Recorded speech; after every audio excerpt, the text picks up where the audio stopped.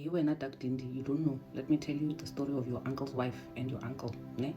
So after we aired her episode on Sunday, your uncle sent someone, allegedly, because I was not there, to go and fetch the car that he left in the house that your uncle's wife is using for her hustling. Ne?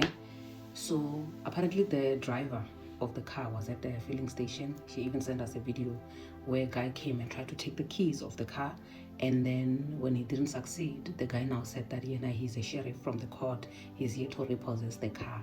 When he couldn't succeed, he went and he took his own car and blocked the road so that your uncle's wife's car does not pass. Hey, Jesus Christ. As if that's not enough, this guy started saying your uncle's wife deserves a beating and what.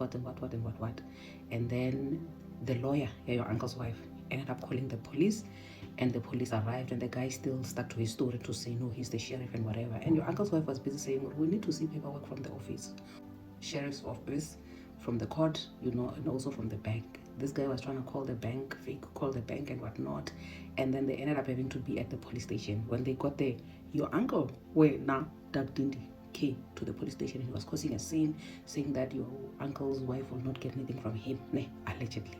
Now, the thing is that the part that your uncle's wife actually forgot to tell us about this whole story, which is mind-blowing, is the fact that after they got married with your uncle, he came back in 2022 and he said to her that let's divorce so that you get my 50% from work, and then we pay off this car and we finish the house and what. Which then makes sense why your uncle married this woman to begin with. Because honestly speaking, your uncle never loved this woman, because he just wanted to use her. And I don't think your uncle has love in his heart for any woman for that matter. But this one specifically, he saw her as a good candidate that he's going to use to do what? To get all his financial benefits and just a nice life.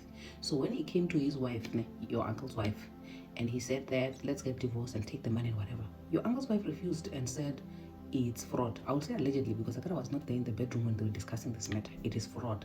Now, what is angering your uncle at this point is that because they are getting divorced, that means that your uncle's wife is not going to get the 50% of your uncle's money alone. She's not going to share it with him. And she deserves the 50%. Mind you, like we are saying, your uncle's wife made a terrible decision of actually leaving her job because your uncle said she must leave her job. Uncle was even using the iPhone that your uncle's wife bought for her. But she's not causing any drama. But your uncle, on the other hand, he wants the car to be taken away from her so that she can be crippled to the power 50.